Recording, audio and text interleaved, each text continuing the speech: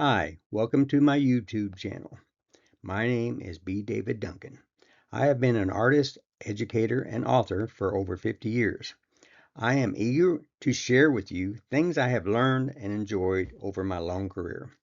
Please like my page and subscribe to my channel.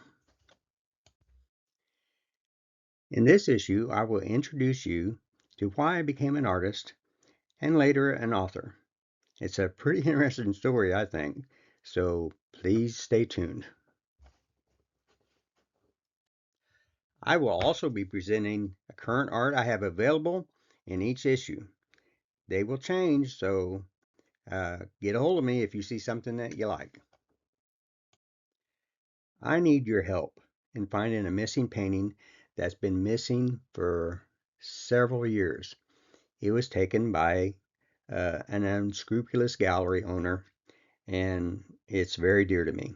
So please read the article and let me know if you can help me out. As I mentioned at the beginning of this video, that I have a section on new books that are coming out that I've written. So please look at them and I'll explain each one as you look through the article. This section will post past and present stories of the times that my art, my exhibits, my presentations have appeared in publications. They will vary, and it's over the last 30 years, there's been quite a few of them. I am currently in two galleries, one in Branson, West Missouri, the other in Yellville, Arkansas. You can find their contact information at the end of the newsletter. Again, as you're looking through my newsletter, please like my post and subscribe to my YouTube channel. Yeah, I would appreciate it very much. On this page, you'll also find my contact information. Feel free to contact me anytime about information, how I can help you, or works that are available. How did I become an artist and an author? I have often wondered how people end up choosing their profession. Was it something they wanted to do, something they fell into, or did they just feel like they had no other options? I can remember when I was a little kid, my friends would dream about becoming a cop, a fireman, a teacher, a nurse, something like that. Some wanted to be farmers because we lived in an agriculture community, while others wanted to play professional sports. I even thought about it at one time. Then the next week, their dreams were forgotten because something new would capture their attention. Is that something that you experienced? With me, it was a little different. In my upcoming book, When Hammers and Marbles Collide, I recount the story of when I was in Mrs. Short's second grade class, realizing I wanted to be an artist. You can read the whole story when the book comes out this fall. In the same book, you can also read how I became interested in writing. Both these callings were influenced by my father. This newsletter will be published monthly so I can keep you updated and share tips and techniques that I've discovered or invented on my journey of becoming an artist and an author. Please contact me at bdavidduncanartist@gmail.com if you would like to receive monthly email. It will also be on my website. This is my next section that has available art now for sale. This is a 2026 hooded merganser drake decoy. It is currently at the Table Rock Lake Art Gallery in West Branson, Missouri, and available for purchase. You have found the gallery's contact information later in this newsletter. It's listed at $400 plus shipping. This is a 2026 Ruddy Duck hen decoy. It is currently at the Table Rock Lake Art Gallery in Branson, West Missouri, and available for purchase. You will find the gallery's contact information later in this newsletter. It is listed at $400 plus shipping. This is a 2026 blue-winged teal hen. It is currently available at the Table Rock Lake Art Gallery in Branson, West Missouri, and available for purchase. You find the gallery's contact information later in this newsletter. It is listed at $400 plus shipping. Have you seen this painting? This is a 16 by 20 oil painting on masonite board. I worked a long time on this piece when I was in my portrait period, trying to get everything just right. However, nothing seemed to be working for me, and I was starting to get artist block when one day I had an epiphany. Why not do something creative with the sections I wasn't satisfied with? Hence, the puzzle painting. I thought myself a genius, though later I learned I was not the first to use this technique. Still, it came together, and I considered it one of my most prized paintings.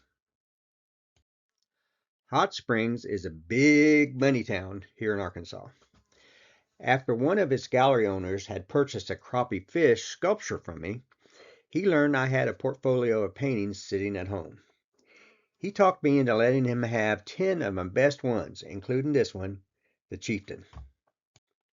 Hey, I was young and still a little naive to the ways of the art world. Otherwise, I might have picked up on some of the warning signs coming from him. But he really sold me on the idea when he committed to reframing them, at his cost, for the display. When I put the Chieftain in the gallery, I priced it at $10,000. I didn't really want to sell it, but I would have been happy with a check as large as that. Sadly, my paintings were stolen by the owner of the Hot Springs Gallery. The mystery remains. Did he sell it or pocket the money, or was it just lost or destroyed? I realize I might never know. I'd like to think of it hanging in some wealthy person's house in Hot Springs. Here's the thing. I am not looking to recover it.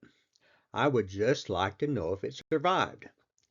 You can read the whole story about the mystery of these paintings, including how I got some of them back, in my upcoming book, When Hammers and Marbles Collide.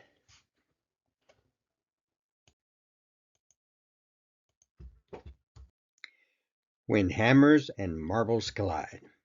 This is a collection of nearly 50 stories about my memories and mysteries from my life as a growing artist. Look for a September release. Turtle Patterns for Artists and Woodcarvers. This book features detailed plans and drawings of over 20 species of turtles. This is the first book in a series of pattern books to come. Look for a September release.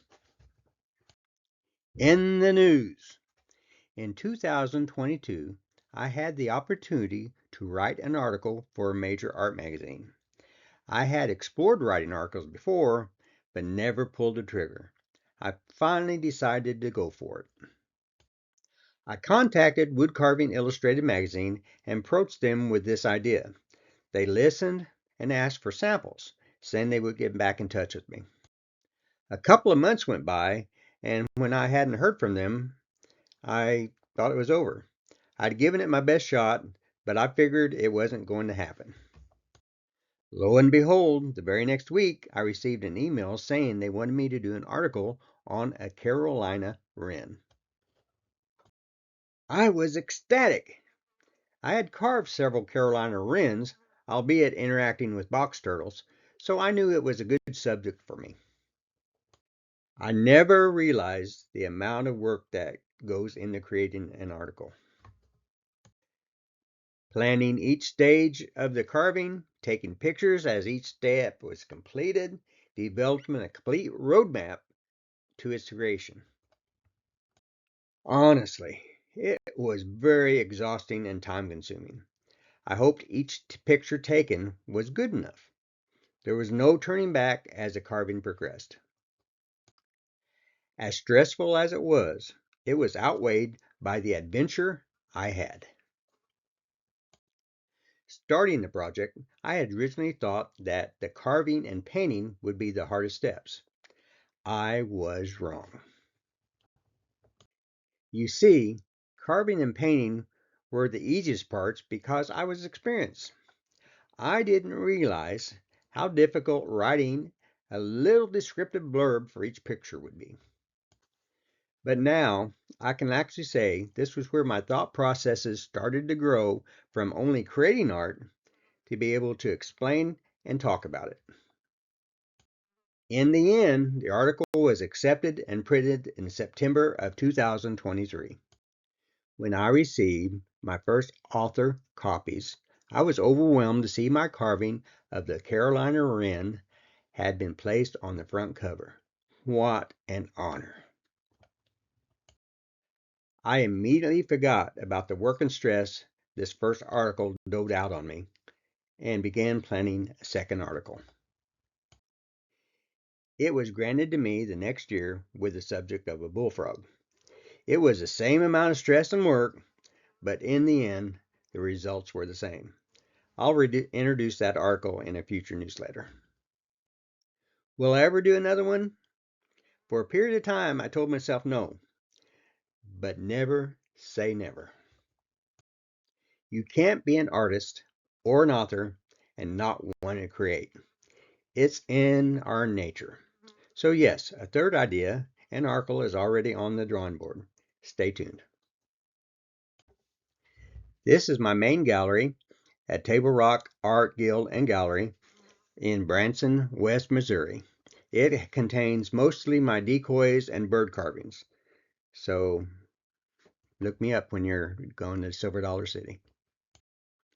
This second gallery in Yellville, Arkansas, Lucky Star Handmade, was voted one of the best 3 small galleries in the state of Arkansas this past year. When you're going through Yellville, Arkansas, please stop by and take a look. It has a lot of my smaller stuff in it. Like I said before, subscribe to my YouTube channel to see more video as I put it on here. Like this page, and for any other questions, you can contact me at bdavidduncanartist@gmail.com. You can also go to my big website at bdavidduncan.net, and then I'm on Facebook at bdavid.artist. See you then. Be sure to hit that subscribe channel.